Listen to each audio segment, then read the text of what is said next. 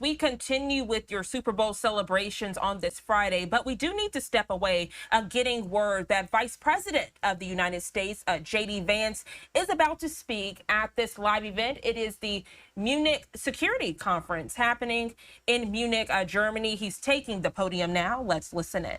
To all the gathered delegates and luminaries and media professionals, and thanks especially to the host of the Munich Security Conference for being able to put on such an incredible event. We're, of course, thrilled to be here. We're happy to be here. And, you know, one of the things that I wanted to talk about today is, of course, our shared values. And, you know, it's great to be back in Germany. As you heard earlier, I was here last year as United States Senator. I saw Foreign Secretary David Lammy and joked that both of us last year had different jobs than we have now. But now it's time for all of our countries, for all of us who have been fortunate enough to be given political power by our respective peoples, to use it wisely to improve their lives. And I want to say that, you know, I was fortunate in my time here to spend some time outside the walls of this conference over the last 24 hours. And I've been so impressed by the hospitality of the people, even as, of course, as they're reeling from yesterday's horrendous attack. And the first time I was ever in Munich was with my wife, actually, who's here with me today, on a personal trip. And I've always loved the city of Munich, and I've always loved its people. And I just want to say that we're very moved, and our thoughts and prayers are with Munich and everybody affected by the evil inflicted on this beautiful community. We're thinking about you, we're praying for you, and we will certainly be rooting for you in the days and weeks to come. Now,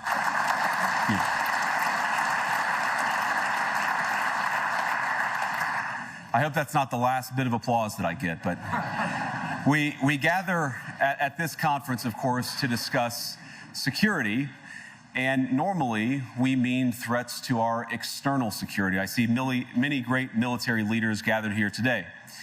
But while the Trump administration is very concerned with European security and believes that we can come to a reasonable settlement between Russia and Ukraine, and we also believe that it's important in the coming years for Europe to step up in a big way to provide for its own defense, the threat that I worry the most about vis-a-vis Europe is not Russia, it's not China, it's not any other external actor. And what I worry about is the threat from within, the retreat of Europe from some of its most fundamental values, values shared with the United States of America. Now, I was struck that a former European commissioner went on television recently and sounded delighted that the Romanian government had just annulled an entire election. He warned that if things don't go to plan, the very same thing could happen in Germany too. Now, these cavalier statements are shocking to American ears. For years, we've been told that everything we fund and support is in the name of our shared democratic values. Everything from our Ukraine policy to digital censorship is billed as a defense of democracy. But when we see European courts canceling elections and senior officials threatening to cancel others, we ought to ask whether we're holding ourselves to an appropriately high standard. And I say ourselves because I fundamentally believe that we are on the same team. We must do more than talk about democratic values, we must live them. Now, within living memory of many of you in this room, the Cold War positioned defenders of democracy against much more tyrannical forces on this continent. And consider the side in that fight that censored dissidents, that closed churches, that canceled elections. Were they the good guys? Certainly not. And thank God they lost the Cold War. They lost because they neither valued nor respected all of the extraordinary blessings of liberty. The freedom to surprise, to make mistakes, to invent, to build.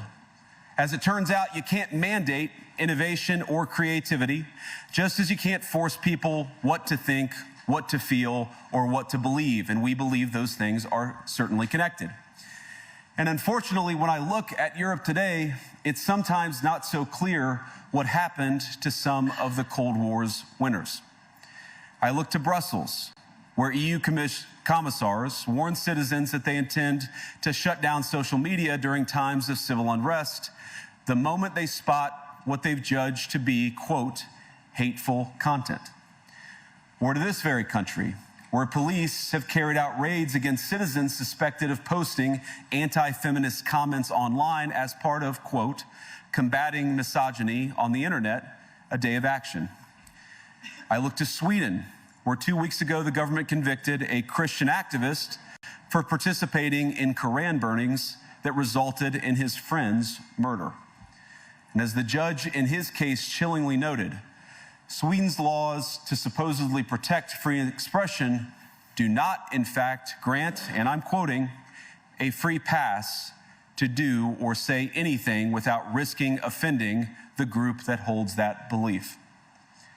And perhaps most concerningly, I look to our very dear friends, the United Kingdom, where the backslide away from conscience rights has placed the basic liberties of religious Britons in particular in the crosshairs. A little over 2 years ago, the British government charged Adam Smith Connor, a 51-year-old physiotherapist and an Army veteran, with the heinous crime of standing 50 meters from an abortion clinic and silently praying for 3 minutes. Not obstructing anyone, not interacting with anyone, just silently praying on his own. And after British law enforcement spotted him and demanded to know what he was praying for, Adam replied simply, it was on behalf of the unborn son he and his former girlfriend had aborted years before. Now, the officers were not moved.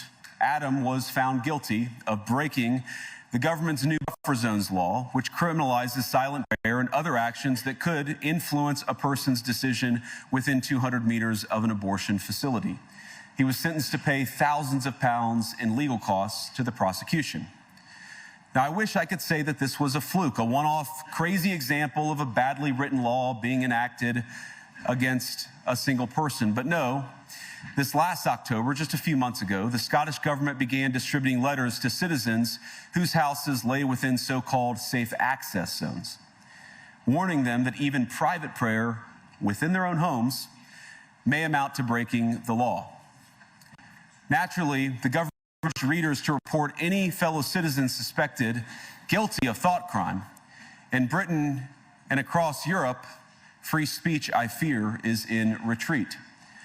And in the interest of comedy, my friends, but also in the interest of truth, I will admit that sometimes the loudest voices for censorship have come not from within Europe, but from within my own country, where the prior administration threatened and bullied social media companies to censor so-called misinformation.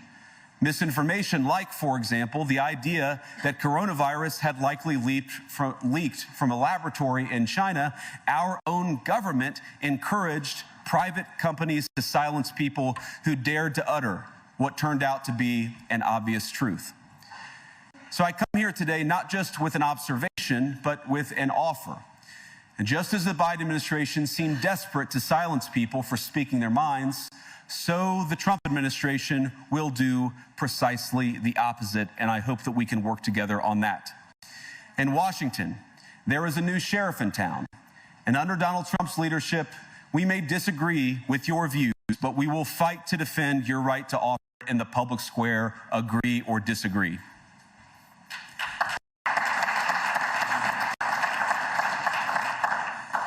Now, we're at the point, of course, that the situation has gotten so bad that this December, Romania straight up canceled the results of a presidential election based on the flimsy suspicions of an intelligence agency and enormous pressure from its continental neighbors. Now, as I understand it, the argument was that Russian disinformation had infected the Romanian elections. But I'd ask my European friends to have some perspective. You can believe it's wrong for Russia to buy social media advertisements to influence your elections. We certainly do.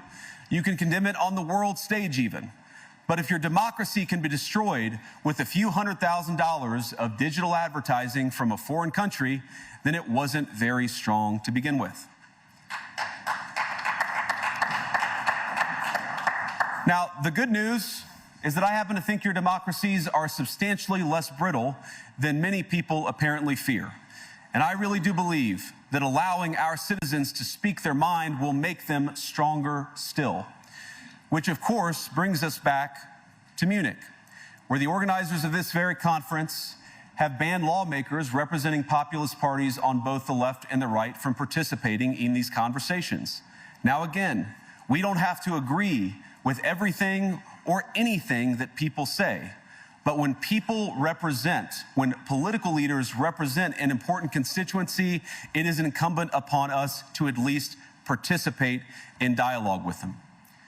Now, to many of us on the other side of the Atlantic, it looks more and more like old entrenched interests hiding behind ugly Soviet-era words like misinformation and disinformation, who simply don't like the idea that somebody with an alternative viewpoint might express a different opinion or, God forbid, vote a different way or, even worse, win an election. Now, this is a security conference, and I'm sure you all came here prepared to talk about how exactly you intend to increase defense spending over the next few years in line with some new target. And that's great, because as President Trump has made abundantly clear, he believes that our European friends must play a bigger role in the future of this continent. We don't think, you hear this term, burden sharing, but we think it's an important part of being in a shared alliance together that the Europeans step up while America focuses on areas of the world that are in great danger. But let me also ask you, how will you even begin to think through the kinds of budgeting questions if we don't know what it is that we're defending in the first place? I've heard a lot already in my conversations, and I've had many, many great conversations with many people gathered here in this room. I've heard a lot about what you need to defend yourselves from, and of course that's important. But what has seemed a little bit less clear to me, and certainly I think to many of the citizens of Europe, is what exactly it is that you're defending yourselves for. What is the positive vision that animates this shared security compact that we all believe is so important? And I believe deeply that there is no security if you are afraid of the voices, the opinions, and the conscience that guide your very own people. Europe faces many challenges, but the crisis this continent faces right now, the crisis I believe we all face together, is one of our own making. If you're running in fear of your own voters, there is nothing America can do for you. Nor, for that matter, is there anything that you can do for the American people who elected me and elected President Trump. You need democratic mandates to accomplish anything of value in the coming years. Have we learned nothing that thin mandates produce unstable results? But there is so much of value that can be accomplished with the kind of democratic mandate that I think will come from being more responsive to the voices of your citizens.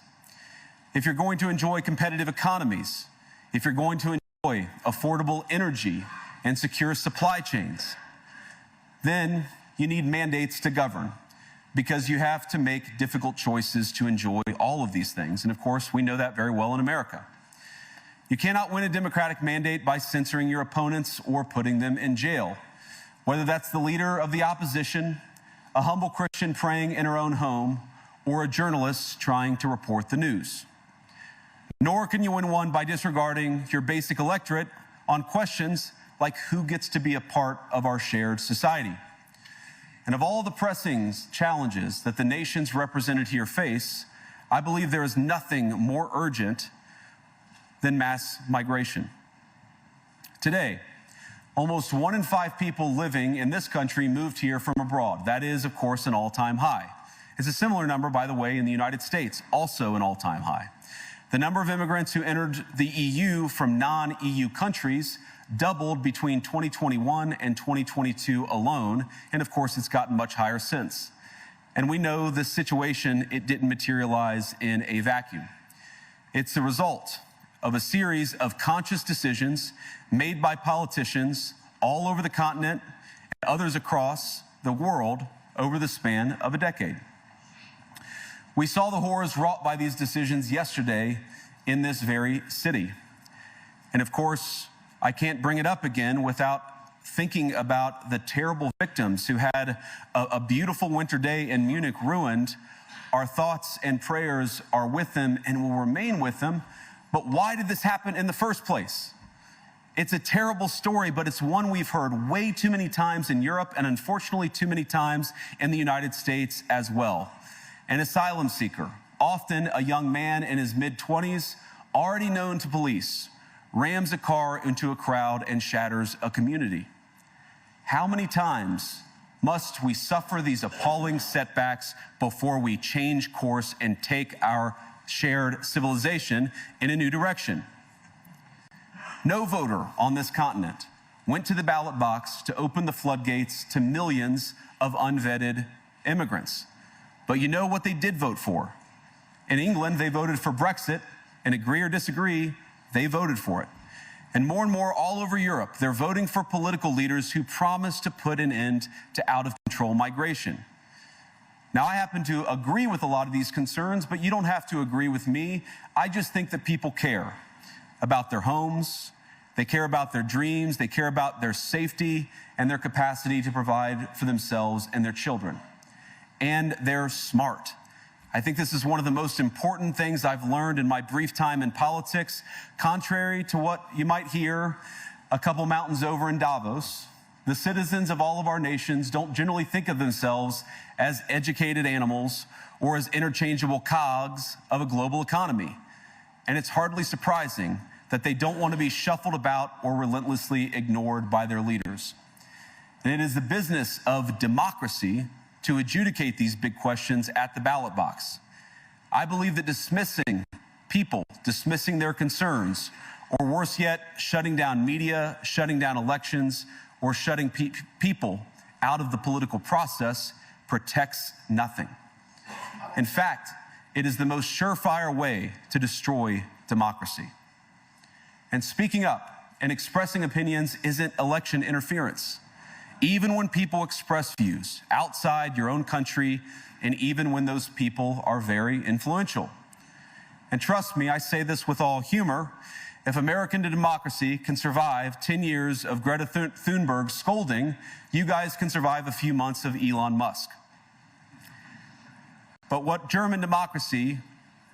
no democracy, American, German, or European, will survive is telling millions of voters that their thoughts and concerns, their aspirations, their pleas for relief are invalid or unworthy of even being considered. Democracy rests on the sacred principle that the voice of the people matters. There's no room for firewalls. You either uphold the principle or you don't. Europeans, the people, have a voice. European leaders have a choice. And my strong belief is that we do not need to be afraid of the future. Embrace what your people tell you, even when it's surprising, even when you don't agree. And if you do so, you can face the future with certainty and with confidence, knowing that the nation stands behind each of you. And that, to me, is the great magic of democracy. It's not in these stone buildings or beautiful hotels. It's not even in the great institutions that we built together as a shared society. To believe in democracy is to understand that each of our citizens has wisdom and has a voice. And if we refuse to listen to that voice, even our most successful fights will secure very little. As Pope John Paul II, in my view, one of the most extraordinary champions of democracy on this continent or any other, once said, "Do not be afraid." We shouldn't be afraid of our people, even when they express views that disagree with their leadership. Thank you all. Good luck to all of you. God bless you.